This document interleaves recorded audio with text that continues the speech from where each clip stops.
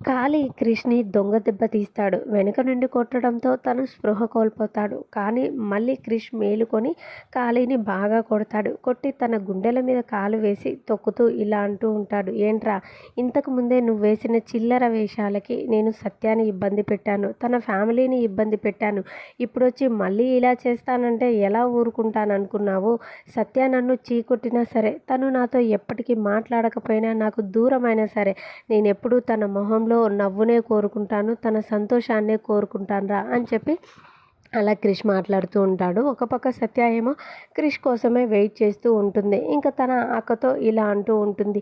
ఈ ఇంట్లో మొగాళ్ళందరూ ఒకటే. క్రిష్ కూడా అంతే. ప్రేమించి పెళ్లి చేసుకున్నాను అంటాడు అంతే, కానీ తను భార్య మొహంలో సంతోషాన్ని ఎప్పుడూ కోరుకోడు. ఎప్పుడూ కన్నీళ్ళనే చూడాలనుకుంటాడు. ఈరోజు నేను ఇంటికి వెళ్ళాలి అని చెప్పాను, కానీ నా గురించి అస్సలు ఏమీ పట్టించుకోకుండా తన ఫ్రెండ్స్తో తాగుతూ ఎక్కడ కూర్చున్నాడో ఏమో అంటూ అలా సత్య క్రిష్ని అపార్థం చేసుకొని తనతో అలా మాట్లాడుతూ ఉంటుంది. మరి ఏం జరగబోతుంది అనేది నెక్స్ట్ వీడియో చూద్దాం ఫ్రెండ్స్. ఈ వీడియో వస్తే ప్లీజ్